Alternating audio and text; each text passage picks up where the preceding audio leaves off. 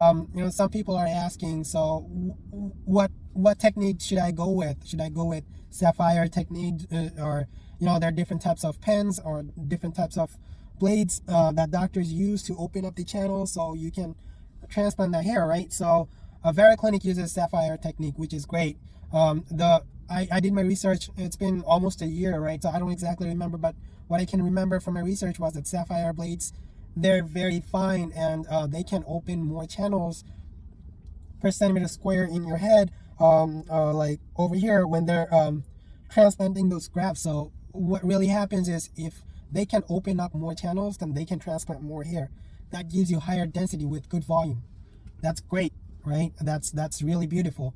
Now, the problem here is that if you are somebody who has limited donor area, who is a Norwood 5 and above, who really needs a significant amount of grafts on top of your head, then that sapphire technique is out of the window for you, because that's not even relevant. That's out of context for you, because you will only have limited hair from your donor area, from your beard, and everywhere. So you have to bring all that hair up top.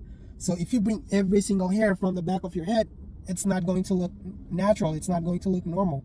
So what they do is doctors only take a certain amount of hair from the back of your head, from your beard, and they transplant it up top. So you get an even look. You get you get a type of look that makes you look like you have hair, right?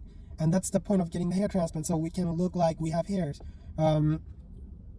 Because this is all our hair. We're just bringing it from the back, from beard to up top.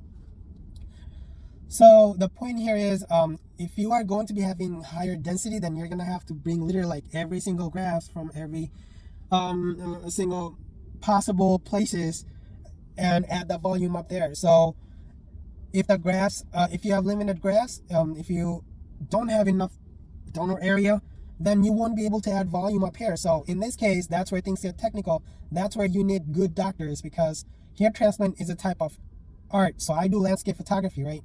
Anybody can go outside and take a beautiful picture, but the difference between a landscape photographer, and a regular person taking photo is the composition, right?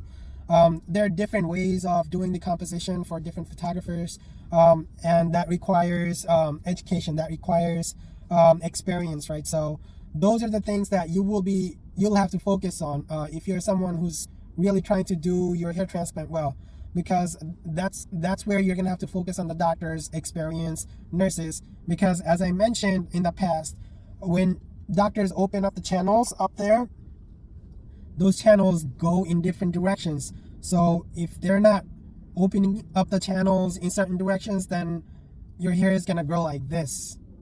It's not gonna look like this. It's not gonna flow. So it's not going to look natural.